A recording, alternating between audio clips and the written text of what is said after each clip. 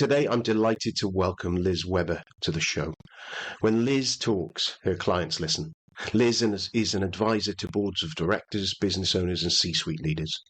She's a leadership, strategic, and succession planning consultant, speaker, and author. She guides her clients to focus on the right things at the right time to get the right impact. And as a result, her clients measurably improve their performance, profits, workplace culture. Liz has been named top leadership influencer, an organizational culture champion, and a top HR influencer to watch. She's written 10 books and supervises business activities, and my screen has gone silly on there. But there, I think that's enough to convince people to keep on listening, Liz. Welcome to the show. Thank you so much. I'm so happy to be here. That's brilliant. Tell people a little bit about you, a little bit more behind that. Sure. So Nigel, basically what I do with my clients is, as your bio intro shared, I'm a business advisor, executive coach. And what that means is I do three main things with my clients. First, I work with business owners, executives, or boards of directors in strategic planning, in that I guide them through the strategic planning process so they can create very clear, concise plans to guide their organizations forward over the next 3, 5, 10 or more years. As a part of those conversations, invariably, we're talking about where does your organization or company need to go? How might it need to be restructured? And then what type of talent do you need to make it happen? We get into leadership development and succession planning conversations. So I work with them on identifying who do you need at the right spot at the right time with the right talent? And then how do we identify those people either internally or externally? And then the third thing that I do is I work with them and their leadership teams to develop the talent they have right now, to do the jobs more efficiently they're doing right now, but to prepare for the jobs they will be doing in the future, given their plans. So that's what I do. Brilliant. And so where are you based now? Tell us a little bit more about where you are, because obviously you've got an accent, in my mind. I have an accent, and I am based out of the U.S. I'm based out of Pennsylvania. Where I'm located in Pennsylvania, though, Pennsylvania is on the eastern part of the U.S. I am 90 miles and 90 minutes north of Washington, D.C. So on the east coast of the U.S., the states are kind of smushed together, and I'm on the southern part of Pennsylvania. I live in a lovely little rural area. My husband and I have about 36 acres. We used to have horses. Wow. We don't right now, but we have lovely views outside our windows in all the metropolitan areas. D.C., Baltimore, New York are within a drive of our house. That's awesome. That's awesome. I one of my previous guests was doing some leadership coaching with horses as part of the process of getting people to that she bring teams into her stables and that with the 4 or 5 different horses with all their different characters. And the thing that she always said to me, my brain's gone today, I must be tired.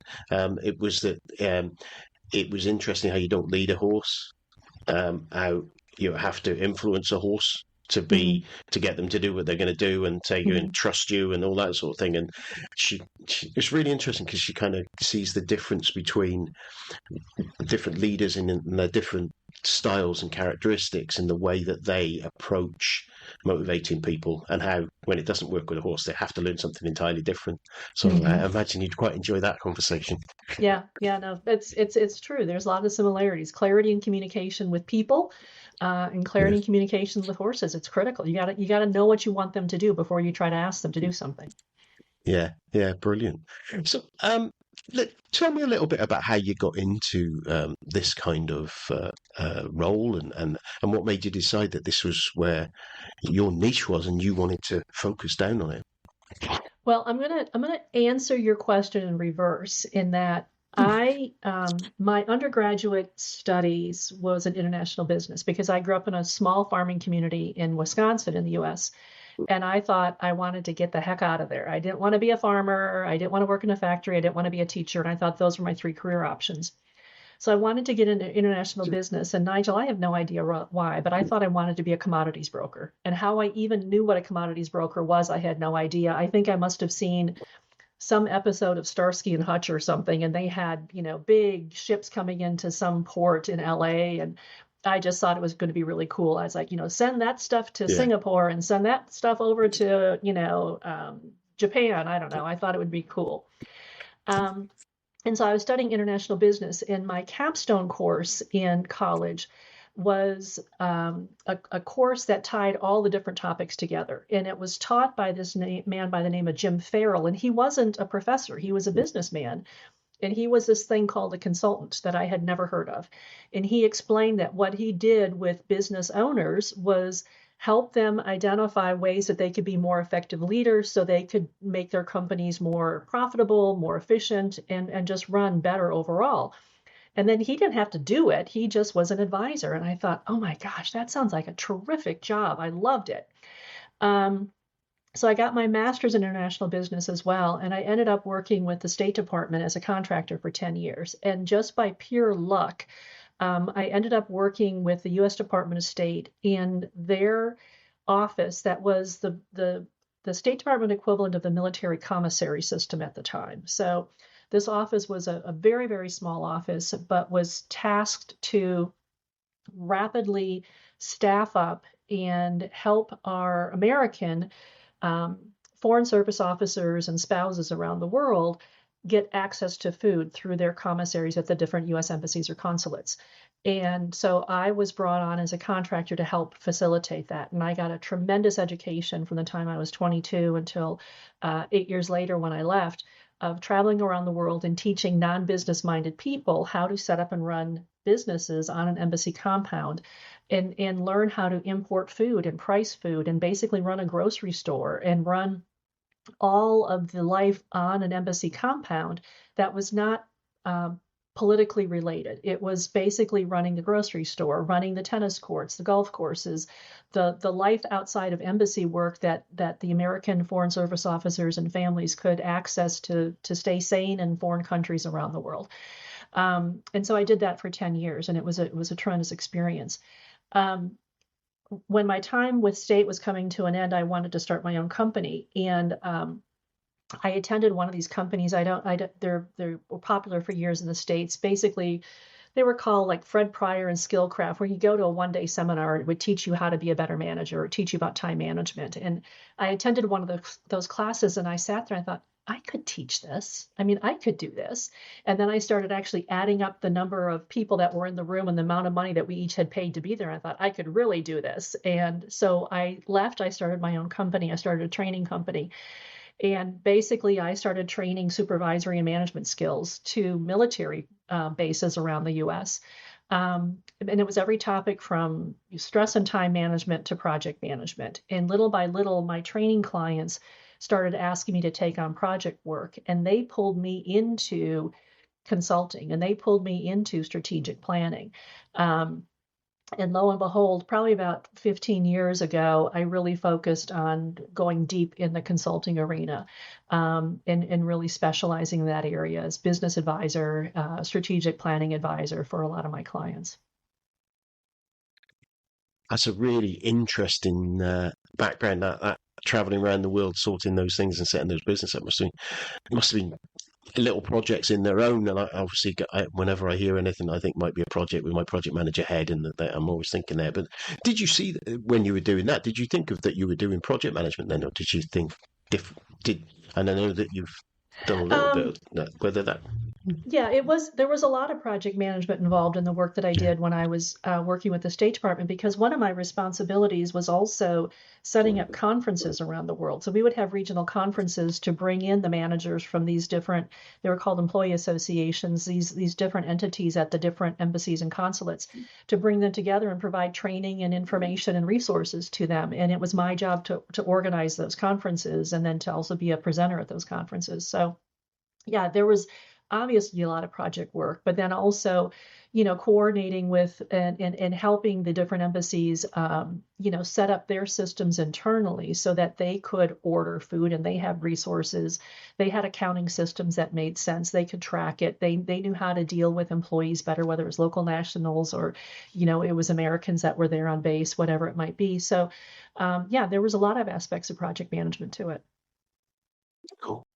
Cool.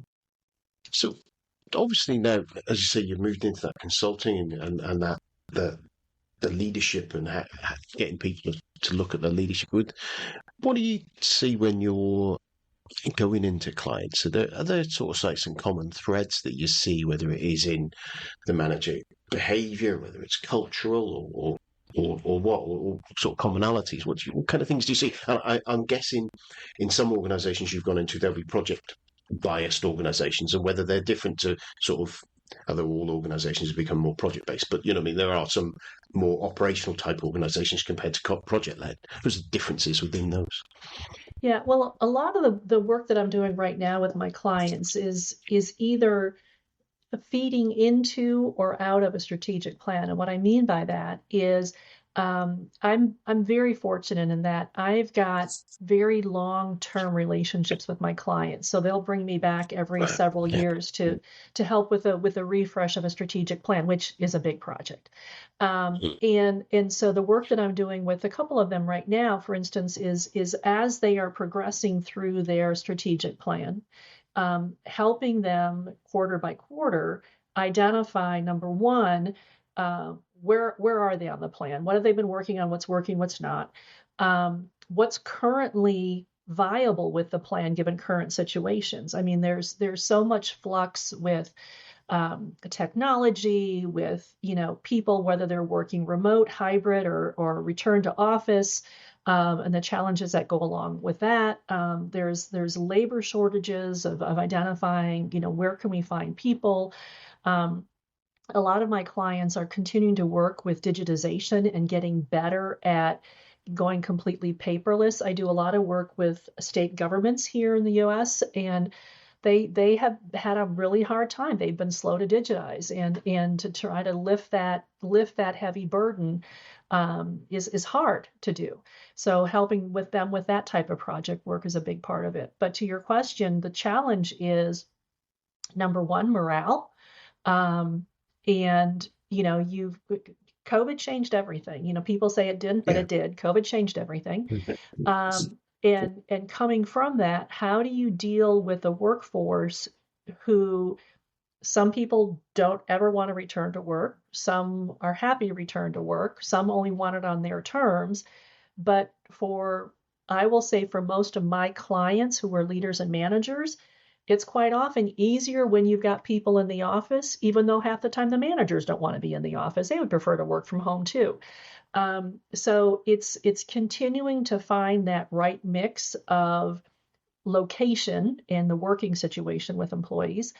It's also dealing with the never-changing complexities with whatever industry they're in. Right now, my client base, I've got government clients, I've got financial services, I've got professional services. I don't have manufacturing right now. I typically have manufacturing. In whatever industry you're in, the level of complexity and regulation, at least here in the US, just continues to rise, sometimes exponentially. So you tie regulation increases on top of technology enhancements increases and opportunities and challenges with AI on top of cyber risk. The number of challenges that leaders have to deal with has just grown exponentially. And so it's a long answer to your question. They're just juggling a lot of balls right now. And that's why, I say I help leaders focus on the right things at the right time to get the right impact. It sounds like a catchy little phrase, but it really means that I had a coaching call with a CEO today. And what I thought he and I were going to talk about was not what we were going to talk about, because he had something else that had just come up. And he's just like, I just need to think this through with somebody. I need you to talk this through with me. And in that particular situation, it was dealing with a CFO who doesn't think like a CFO. And so a lot of it is just helping the leaders at the moment. It might be what's facing them today. It might be what's facing them at this minute, given the email or a text or a Slack message or a phone call they just received, and how to think through it. Because there are just so many different issues that hit them at the same time. It's a gift when they have an hour to focus on just one thing. I can. I'm not a CEO, but many ways with the I always try to think of my projects that I'm delivering, and when I'm doing that kind of mindset of it's my business, my ownership. In many ways, it's sometimes quite difficult to do that, but and I think quite a lot of PMs have that challenge where you have that many. You typically see pictures of project managers and what life's like for a project manager, and there's a lot of fires being put out. And similarly in that seat, the sort of middle manager and senior manager above, and that's the PM role kind of sits. There is always something broken. There is always something more important than what you're looking, or more urgent than what you're looking at this moment, but not necessarily as important. And it's a really that prioritization of work. I have been on, goodness knows, time management courses where I think somewhere in the background here there's an old Filofax that I keep hanging around just for the fun of it and because I don't throw things away. But I remember going on that time management course, and it was the time management system. I think it was the only alternative to Filofax. The Filofax was a bit more expensive, and there was this other one, and it had their own ways of doing it. And prioritization was all the things, different ways of doing it. And over time, I've done the usual 4 matrix things for doing that. But it's difficult to, when you're in that group of fires, to realize that you can step up and go, and actually none of those are important. You need to be doing something else. And it's a hard decision. And sometimes you've got to, I think I've talked to people before now. There's a podcast I've mentioned nearly every time I'm on this show is on me with the show is the Manager Tools podcast, and Mark and Mike talking about delegating to the floor. And it's kind of things that sometimes you've got on your list to do that you just decide you're not going to do. You might get in trouble for it. You might get flack for it, but you decide you take that flack for it. And I imagine with the CEO, they're not getting the flack for it, maybe from shareholders and things, but there's things where they've just got to decide, I'm not going to do it. Yeah. You know, it's interesting that you say that because yesterday morning I was on a call with the executive team for one of my clients they're stepping out their strategic plan, and we're doing the for them it's a Q4 update, and to exactly what you're speaking about. One of their critical hires is a new PMO, for a manager for the new PMO, because they've got so many projects that are interconnected. There really needs someone who understands not only project management, that's a given, but they need someone who understands the business and understands the interconnectivity of these different projects and how to your point, prioritize from a strategic positioning perspective what needs to move forward, regardless of what the timetable of the original plan was, what needs to move forward, what needs to be pulled back, and then how to nuance those conversations with the different VPs so that they understand why adjustments are being made. I mean, the skills from the PM have got to be people savvy first, and then project management technical second. Because it's crucial. It's just crucial to this organization's ability to do what they need to do over the next 3 years. Yeah, I had a conversation recently with someone around that role that is being mooted at a few places around where in IT, I suppose, is where it's come from originally. But when I was in finance, I failed as an accountant, but I worked in accounting, and the finance team owned the IT system that I was putting 9.5-inch floppy disks into backup as one of my roles as someone in the finance team. And then I was looking after the stock system as part of the finance team. And then I moved to somewhere else and I ran the computer but I was an IT person. I wasn't IT, I was finance, but because it all sat within there. And eventually over the years, in some organizations, I imagine it still stays there, but that IT role has become at equal with that finance role. And I kind of see it as business and industry generally migrates to because its change is so constant, project-based organizations that the Spotifys are, they're not just an operational business. There's a constant change business. Mhm. The role of that PMO, that chief project officer, because again, if you sit it under, and quite often they sit under that IT team, or that maybe they'll have a change function that sits under the HR team, and it's whether that role is becoming more critical to have that independent view across, because obviously you get VPs who don't like each other. You'll have a finance VP who might have the change team there, and then you've got marketing VP, but they want this done because they don't get on. That person gets told we're not going to do their job. But if that person sat at that equal and deciding on those resources for those project types to get delivered and the funding for project delivery, it's changing. Have you seen any organizations that kind of move that way, or toyed with that idea, and what sort of things have come out of that?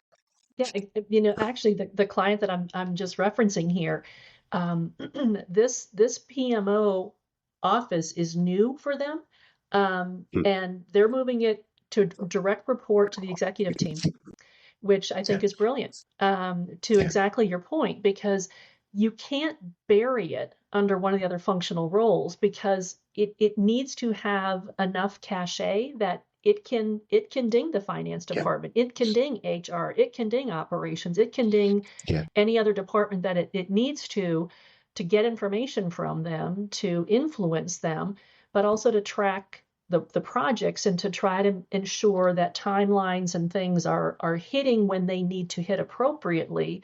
So you're not setting things back inadvertently. In fact, if anything, you're leveraging and getting momentum.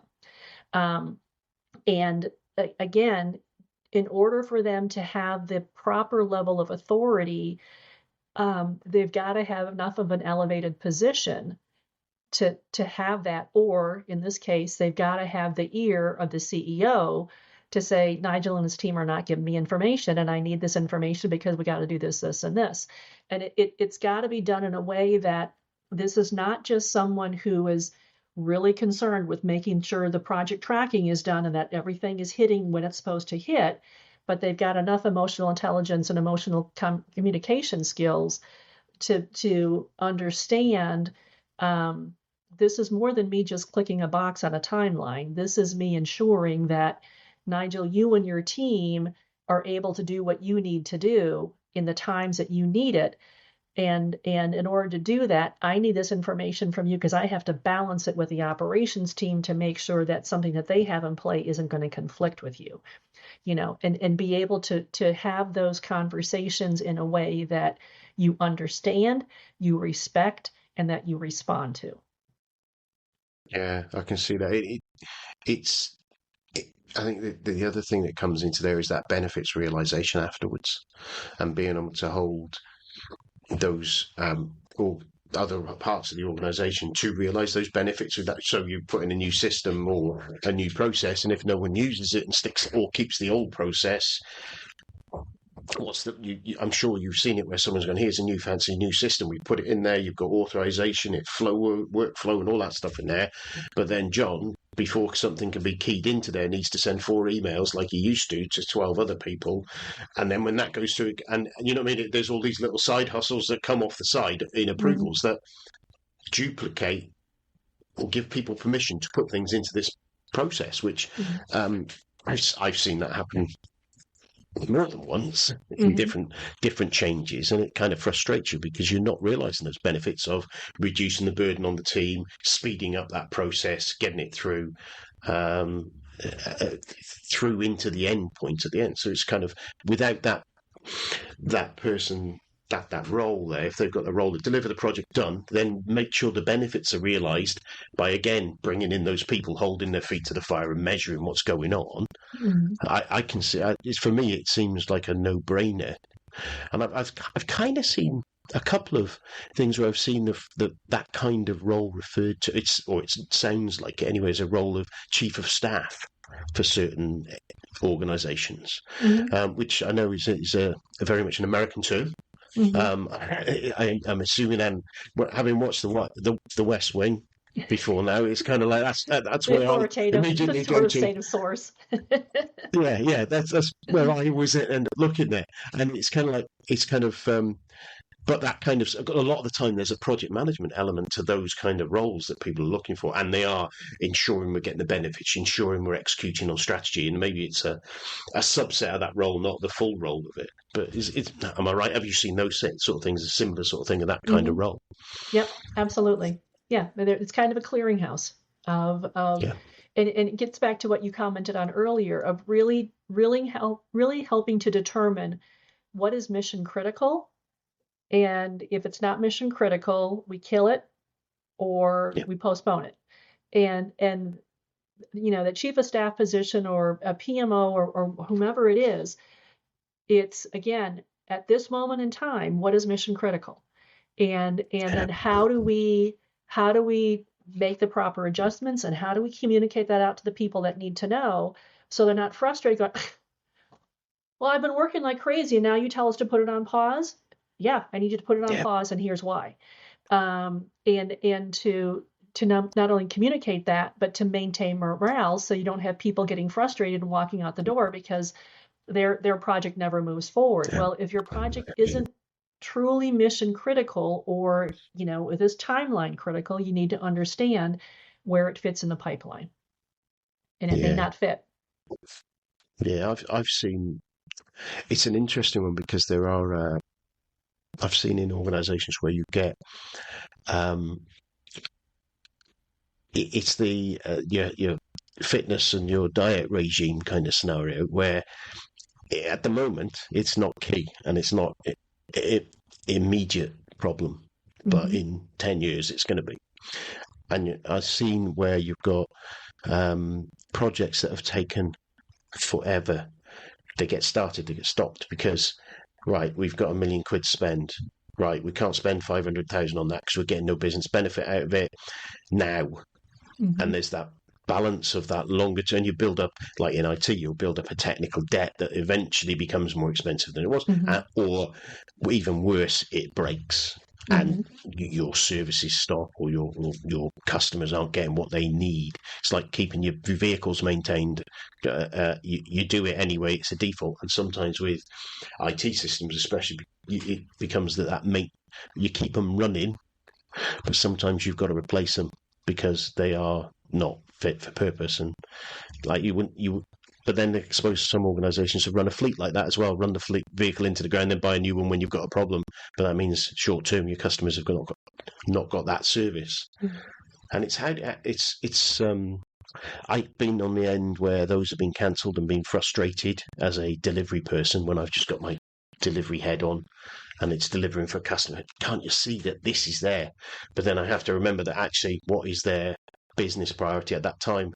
And somebody somewhere, I hope, sits there and goes, that's going to be a real problem in 3 years, but I'm still making a decision to cancel it because this is a bigger problem now, and strategically and have that strategic view of if that's broken 3 years down the road is going to be worse than that bit being broken. But that for those organisations, it's a really hard thing to do, isn't it? Because you're It's very predicting hard. the impact of that thing now. And It's tremendously hard. And as the saying goes here in the States, they kick the can down the road further. yeah, yeah, Because, and you can understand because right now, you know, XYZ is mission critical. We've got to put all our resources on this because we have limited resources, we have limited people, we have limited time, we have limited money. We've got to do this right now. But if we do this right now, to your example, let's say we know we need a massive a technology upgrade. That's why I mentioned I'm doing a lot of work with my clients on digitization right now, going paperless because they haven't yeah, done it. But COVID was a wake up call to a lot of these organizations that if it can happen with COVID, it can happen again. And your contingency plans and things like that are not going to be sufficient. You've got to actually take that big jump. You've yeah, kicked the can down the road far enough. You can't kick it any further. And so you have to make a choice of, is this mission critical right now? But laying right next to it is, if we don't also start creating time in our current mission critical work to focus on future critical things to allow us to continue our mission in 3 years from now, 5 years or 10 years from now, we won't be in business 3 years, 5 years, or 10 years from now. So we've got to have this dual purpose. We've got to look at daily operations that are mission critical, and we've got to look strategically, to your point, at future mission critical behaviors and infrastructure that we need to start making now, and capital expenditure and investments we need to start making now to ensure we have a future.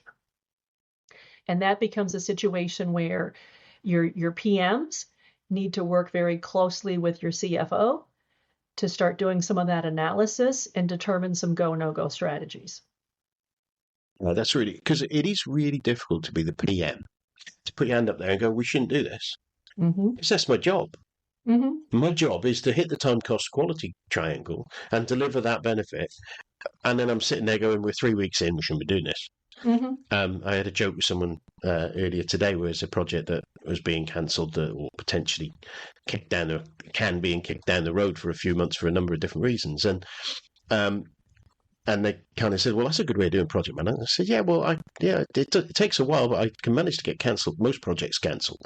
But that's the thing is as a PM, you must deliver at all costs, is the mindset, the training and the establishment. And I feel it myself where there's pieces of work where I've gone, actually, no, we need to not do that. We've stopped it, or we've only done part way through it, or funding's been cut or whatever. And actually think, well, I failed there. And maybe that's a massive topic of project failure and define failure for me, please, because actually in that instance we just talked there, we might have a project, we decide not to do it. Is that a failed project? And some people would say, yeah, that's a failed project because it didn't deliver the benefits it set out to do, and it spent money. You ended up with a white elephant, as they call it, sitting there of no use. And but actually, things change, and then for that project to be successful, it could never, in some ways, it could never be successful because COVID, for example, you didn't know COVID was coming down the line. Therefore, the implications of COVID and your new fancy form that you were rolling out, that was spent millions of pounds on these new fancy forms that you fill out in a building, meant it just defeated the object, didn't it? Right.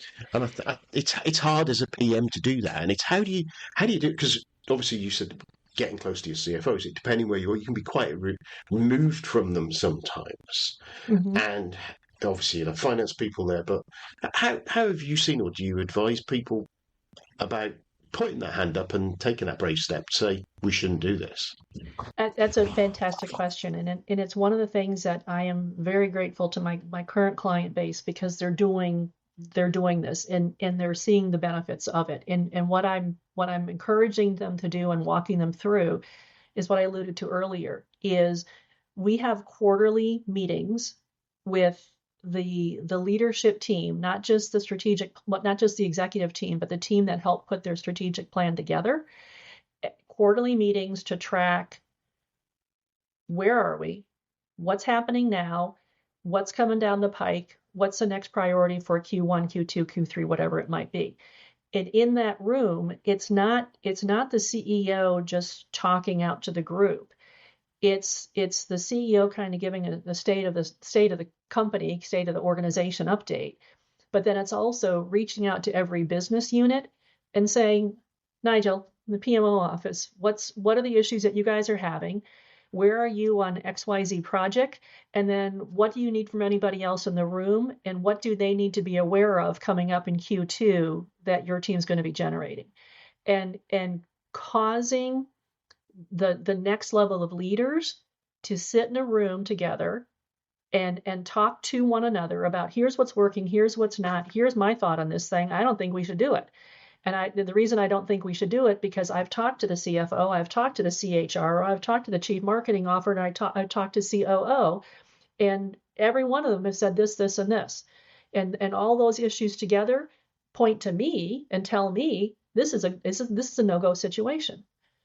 And having that ability to do that is huge. It doesn't come easily, though, because you've got to, number one, elevate the thinking of your leaders in the room to think beyond of, my job is project management, my job is project management, my job is finance, my job is HR, my job is marketing. Yeah, we know that's your job, but how does that fit into the bigger context of this organization? And I expect you to have good project management skills. I expect you to have good finance skills. I expect you to have good human resources skills. But I also expect you to understand how those functional skills affect the other business units in this company, and how what you're working on is going to either leverage or hurt what they're doing. And I need us as a team to figure out how do we work well together given the strategies that we have or that we identified. So if we got the wrong strategies, then I need you to speak up, because I'm not going to be a happy camper if 2 years into this, all of a sudden you go, I knew that was a stupid idea. Well, okay. No good then. Yeah, that doesn't look good on you. You think Yeah. you're going to sound like a smart person in the room? No, you're not. So it's understanding, I want you to have incredibly strong project management skills, but that doesn't mean you have blinders on and only manage a project. Is how is this project impacting the bigger business?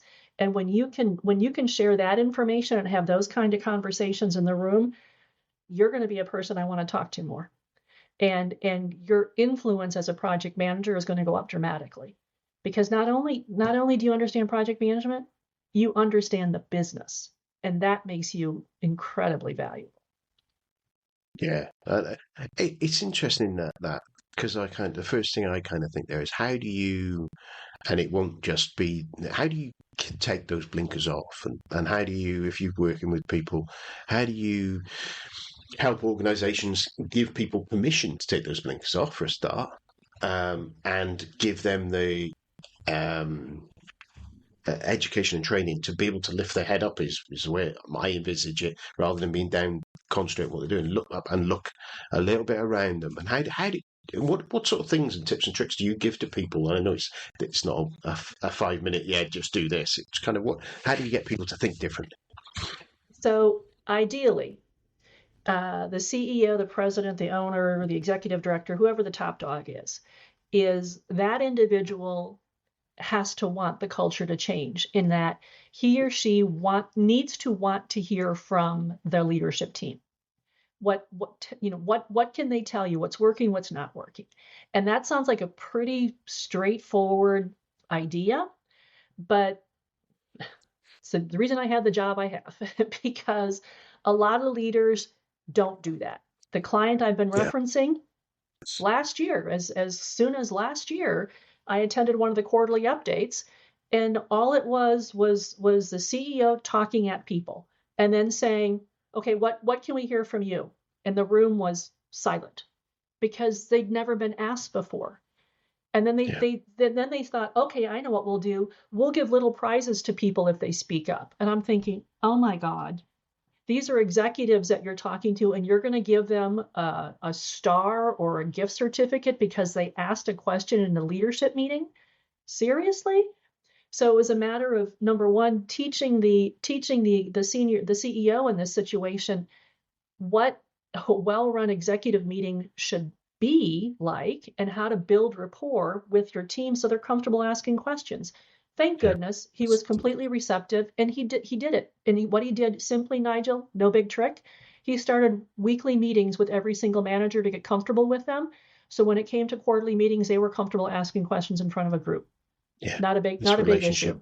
It's Yeah. relationship Relationship building. building. Yeah. And then Yeah. the other thing, if for whatever reason, the most senior person isn't receptive to that idea, what I recommend to managers who want to voice ideas but don't typically know how to do it, is when you do have an opportunity to speak with the CEO or VP or whoever is a higher authority than you, instead of saying, hey, I have an idea for you, they're probably going to go, thank you, but we're not really interested. If you share information that they've requested, I always suggest, when you share the information requested, you can say, and I also wanted to point out that when you look at numbers in lines 9, 12, and 37, I've highlighted here that they're going to show you that this information is critical. And so I've provided some suggested actions on your part on page 2. They didn't ask for it, but you provided a little deeper thinking, or somehow you Yeah. got it in there within 30 seconds that, hey, heads up, notice this, and this, and here's recommended go forward actions on your part. That right there is huge, because what you're doing is you're not telling them how to do their job.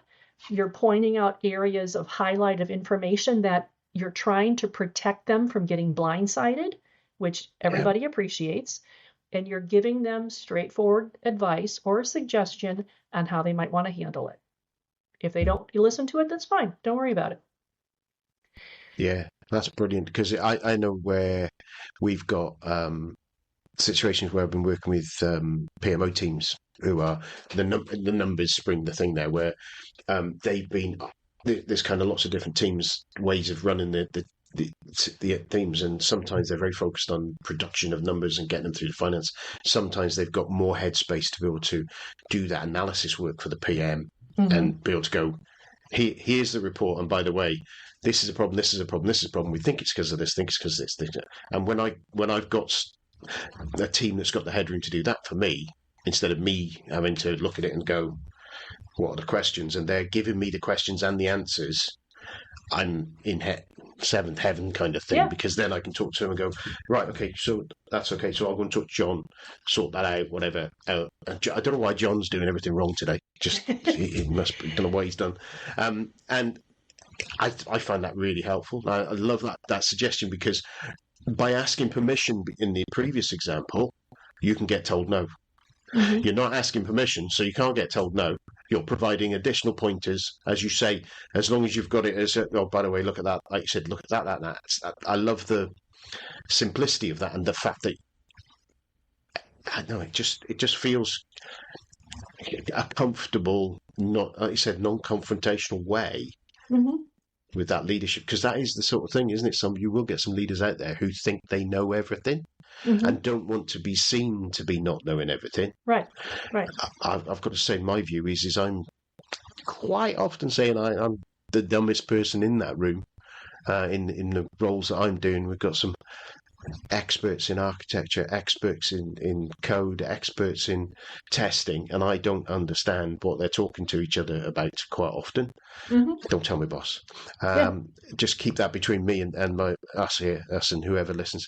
But it is that case of, well, I'm not the one who knows this, so they need to tell me. And I know I always try to be that sort of thing of, I don't know. You're the experts. You have to tell me. And if you're a CEO, you'll have a specialism maybe in one of those things, but your finance manager is the expert. Your marketing director is the expert. That's why you employed them. Right. And if if they don't know their field, with the possible exceptions on certain specialisms, if they don't know it better than you, you've got the wrong person. Right. Because you should be having someone who knows more than you, shouldn't you? Because you can't be an expert in everything. Absolutely. And that's such a huge point. And when I work with managers, especially, every now and then I will have a manager say, well, that's not my job to, tell them everything. And it's like, no, you're right. It's not your job to tell them everything. But I believe it is your job to share with them information that could help them not be blindsided, because it's information you have that you uncover because of your specialty. That's not their specialty to be the PMO or finance or CHR, whatever it is. That's your specialty. And they are looking to you to be their advisors on what is important and what's not. Because I guarantee you, not one of them, when they get your project management report or they get your financial statement, they go, oh, goody, I get to read all this and I get to study it. They've got 97 other things within the next 30 minutes they have to take care of. So they are looking to you to point them into what is a critical information, what is the executive summary information that they can trust and they can base decisions upon. That's what your job is. And I will tell you, I have a lot of managers that don't like my definition of what their job is. He's like, no, I send them a report. I have to send them a report every Friday, and as long as I do that, I'm doing my job. I don't agree with that. To me, that's barely hitting minimum. That's barely hitting minimum. I can see why people might get beat down to that, though. Oh, sure. And that's what I because if that I pick up on the word advisor that you put in there, and I think that's a fantastic phrase, because all the way down an organization, you've got your team, and they're experts in their bit.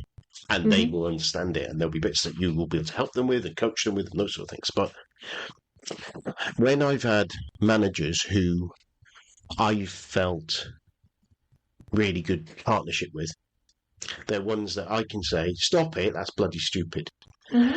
Don't do that. I disagree with you entirely, and have a very strong, open disagreement with them. And they come back to me and go, well, you might think that, but that's what we're doing. And have that conversation whilst there's always a manager boss scenario, but having that feeling of you're part of, and it's a phrase I've used before now, is feeling you're part of something rather than part in something. So when you're part of that management team, that you are part of the success of the organization, however point you are, that transforms your behavior because you own that business as well. You feel part of it. And that scenario where you're saying there, right, just send the report, you wouldn't do that because you feel part of the success, and you go, look, we're going the wrong direction, boss. We need to do this. You will add that extra. But when you just feel like you're a part in something, all you're getting is, well, I'm just going to do that. I'm just a cog. As long as I turn, that'll happen. And that's, I can see why, as you said, people are doing the bare minimum, but I think that is there will be an element of come up, but that is a push down. And I heard a fantastic story on another podcast, a humorous one, of someone who's working in a municipal organisation, councils around here in the UK, and they went to a job. They were young and they were painting a wall or a building or something. He got there and the person who was meant to be doing it wasn't there, so he just got started painting it, and he kind of halfway round doing it, and suddenly the guy who was meant to be with him pulled up into the van and screamed at him, and he's like young 21-year-old or something, thinking, oh no, what have I done? Have I painted the wrong building? Is it the wrong colour? What have I done? He said, that's going to last us all week. Get in the van and have a read of the paper. And there's those different mentality but that would have been a mentality that is driven down by the culture of that organisation, that, if the work to rule sign of thing, if you work too quickly, and time and motion studies and all that sort of thing, if you work too quickly, then they're just going to give you more stuff to do.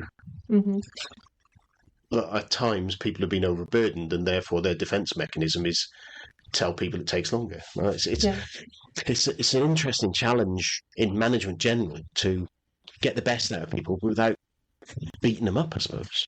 Well, you talked about a lot of things there, and it's one of the conversations that I have with, the executive teams or owners, whatever, when I'm talking with them, because they don't do it anymore. But years ago, when I used to talk about culture, you kind of roll their eyes like, oh, here's talking about touchy-feely crap. And it's like, but to exactly what you're talking about, Nigel, is how do you want your employees and managers to feel about working here?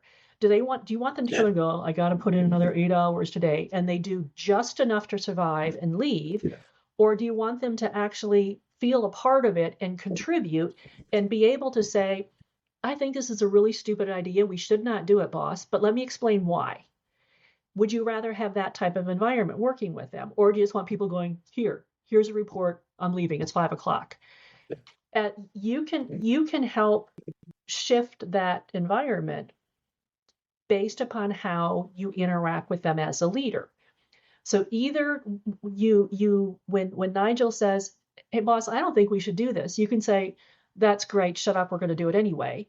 And what you're doing is you're training him to shut up and just do bare minimum and not contribute, because he's a smart man. He's not going to sit and get belittled by you.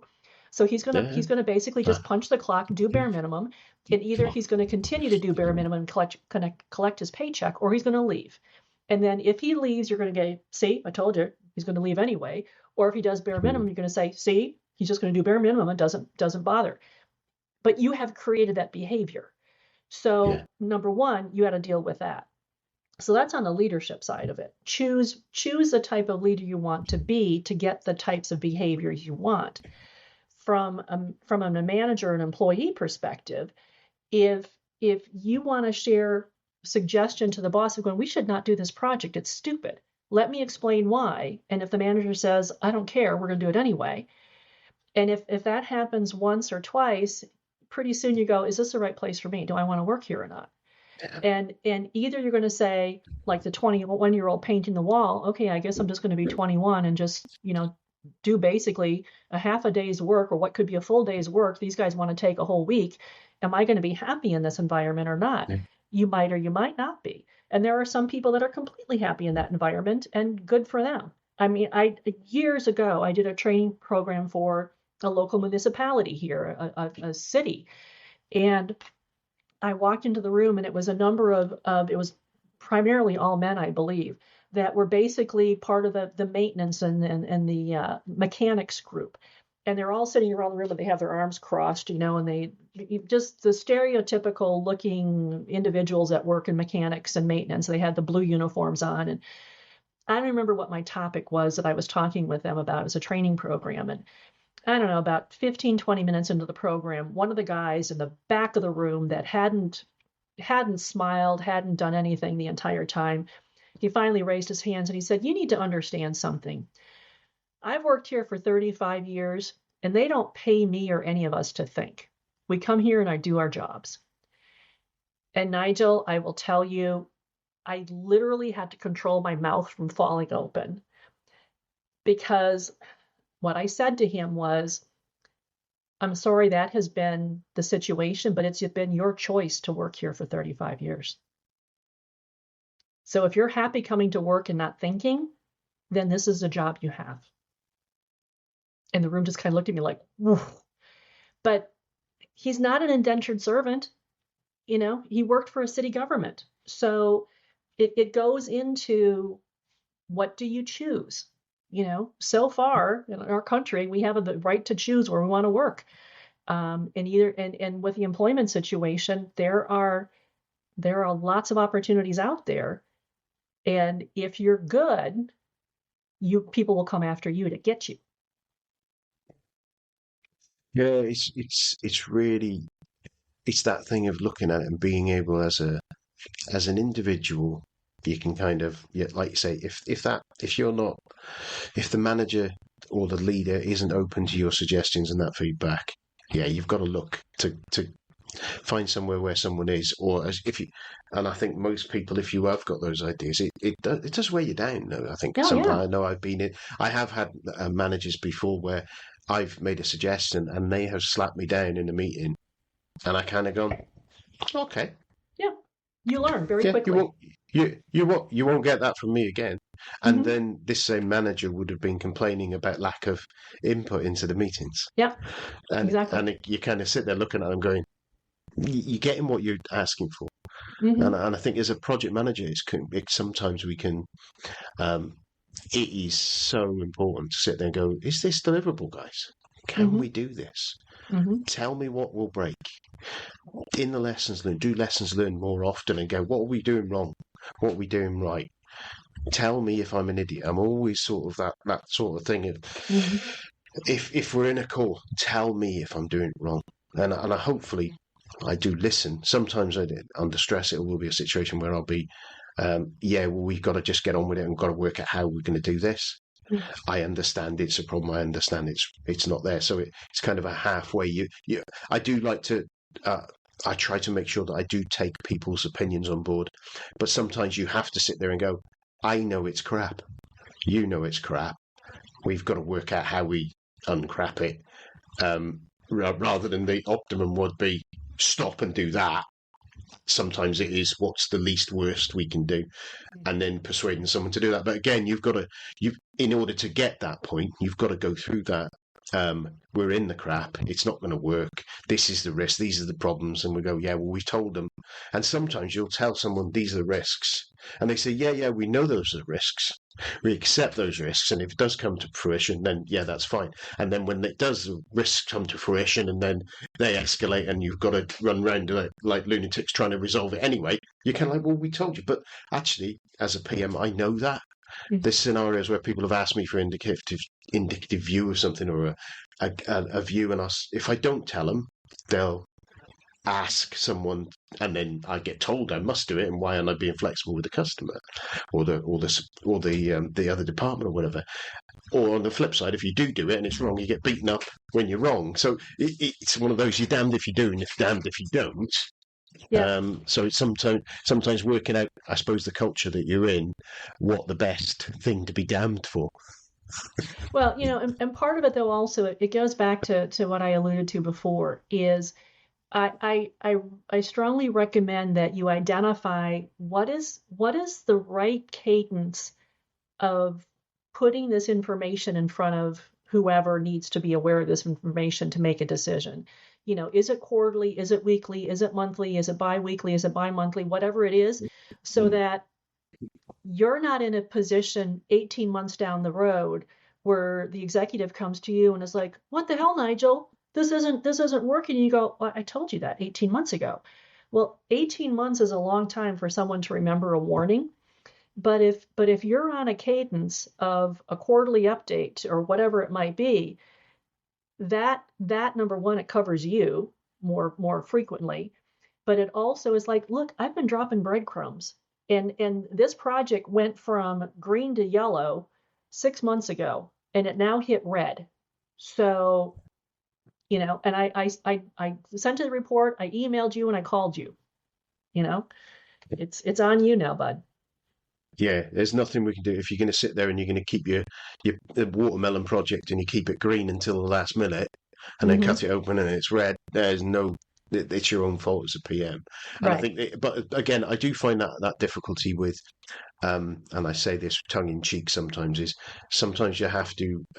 There's a resistance from project managers to raise those issues because they don't always get help. Mm-hmm. What they get is additional reporting Right. rather than help to solve the problem that's causing them the difficulty. So you go, Yeah. I've gone, Amber, I've got this problem with resourcing. It's kind of, okay, fill in this report, fill in this spreadsheet, Yeah. come to this meeting. And it's kind of, well, no, I've done all the things I can do. I Mm-hmm. need Yeah. someone from that exec team to step in and support at that point. And I think Right. that's the thing as a PM, it's hard, isn't it? Because you're, um, you're sitting there thinking, well, I sometimes you kind of sit there thinking, well, no one's going to do anything. Yeah. So what's the point? All I'm going to have to do is have more work that I haven't got time to do anyway. Yeah. And it's Yeah. hard, but again, it becomes that week that, as you said, that send a report and tick it. I've done it. It's kind of like I've covered my backside, which a lot of risk reports end up being. Like you can point at it and say, "I told you," as you say, 6 months ago. Right. It's hard as a PM to decide, I think, and you kind of get that little lonely place sometimes where you're sitting there thinking, "How did I get there with this?" Yeah. And I think it also is how good can you be at your ask? And what I mean by Yeah, that is Nigel, we've got this situation, and because you're in the executive street, you're the executive suite. Nigel, I need you to X. I need you to pull together, the VP yeah, of technology and the CFO and the VP of operations with me in the room, and we got to hammer this thing out. It's a very specific ask. It's not, hey, I need help. I need you to do something. yeah, It's a different level. And again, it's one of these things I've just found over really the last 5 years is getting very specific on where you want the executives to switch their focus. And the the less nebulous and the more specific the action that you're asking of them, I can take care of that. Let's right now, let's call that meeting, let's schedule that meeting, get on the yeah. calendar. And I they get can that. do it Yeah, much quicker versus a nebulous. They're like, well, shit, what do I do with this? I don't know what I'm supposed to do with that. And it's really basic, but I've seen the needle move. I've really seen the needle move. yeah. That's great because I that just from a personal point of view, making me think about that is when I'm at I try not to be too belligerent when I'm asking for the help within the reporting. But as you say, sometimes you need to be very, but I need this by then. Otherwise, this project ain't going to get delivered. Hmm. And as you say, they don't need to think about that much at all, do they? They need to decide whether they want the project delivered or not. Right. And then it makes it simple, doesn't it? And I suppose it's attention span with reading a 40-page report that justifies why it needs their time rather than a one-line sentence. They're not going to have time to cover that. That's Right. that first situation, I suppose. Right. Yeah, I'm again, just, and it kind of goes back to what we were talking about when we first started. At least with my clients, they have so many things that are coming at them at the same time now. yeah, It's exponentially more than what it was 5 years ago, 6 years ago. And so any opportunity to slice through everything that's coming at them and saying, I need you to move from here to here, because if you don't, XYZ is going to happen. They'll go, okay, let's move. And it's an easy decision. It's a tick mark off of them. And it's one less thing that is now queuing up behind them that they have to address. And they will act, they will respond, and they'll appreciate you because you're just not adding more to their plate. You're actually helping them move things forward. That's brilliant. And I just realised we've just come up on the hour on this conversation. I said I'd start wrapping us up about 55 minutes, but the conversation's been flowing too well, and it's a fascinating topic. I know you've got other things to do in the rest of your day rather than chat to me. But if there was something that as we mentioned before, that you wanted to have a chat about, wanted to mention to my listeners, is there anything that we haven't covered? And I know there's a lot that we haven't covered. Is there anything you wanted to mention? If any of the listeners would want to, read anything that I write a blog every month. I've got over 400 blogs on my website on topics about leadership development, strategic planning, succession planning. They are more than welcome to go to my website, which is W as in William, B as in Bravo, L as in Lima. No, I'm sorry, I said it wrong. W as in William, B as in Bravo, S as in Sierra, L as in Lima, L as in Lima, C as in Charlie.com, WBSLLC.com, and go to the blog, and they can access anything that they'd like there. Brilliant. But what I'll do is, so I'm guessing that's the best way for people to get in touch with you, but is there any other routes of contact that you're active on? Sure. I'm active most on LinkedIn, and my sign on LinkedIn is Liz Weber, Weber, and then CMC. Liz Weber, CMC. You'll find me on LinkedIn. Brilliant. So I'll put links in the show notes for that so people can get hold of you. And to be honest, it's been a fascinating conversation. As I said, there's another several hours worth of conversation I think we could be having here, and it would be fascinating. I really appreciated the time that you've given me, and just thank you, and have a fantastic rest of your day. Thank you so much, Nigel. This has been fun. Cheers. In project management, we face a common problem. The plan differs from reality. It leads to undesirable consequences, such as failure to deliver a project on time, financial loss, loss of customer and management trust, and many others. Why does it happen? The reasons may be different, but the most common among them are mistakes during the planning phase, uncoordinated teamwork, lack of information on the project progress.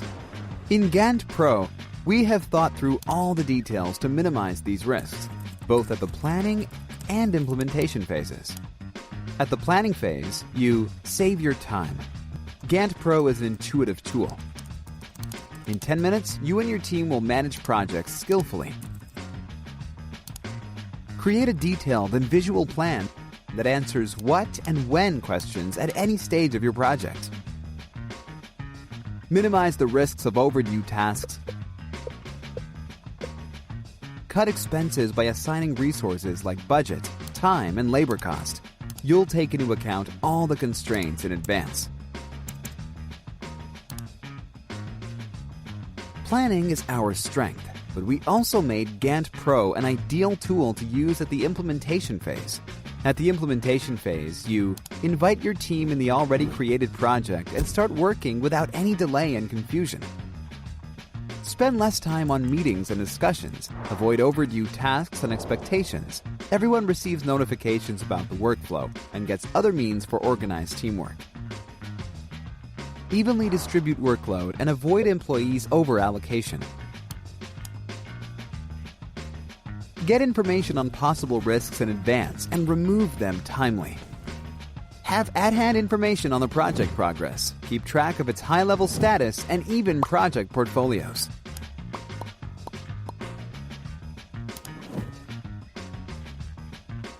Also, Gantt Pro gives a possibility to share your project with customers and clients at any stage, both for pre-sale and demonstration of the current state. Export reports to popular formats, keep documentation and communication around tasks in real time. With Gantt Pro, you always know when a project ends, how many resources are needed, who is working on what, and identify risks of overdue tasks at early stages. Plan with Gantt Pro, professionally and easily. Well, it's goodbye from me, Nigel Creaser, and it's goodbye from him, the Sunday Lunch PM. Goodbye.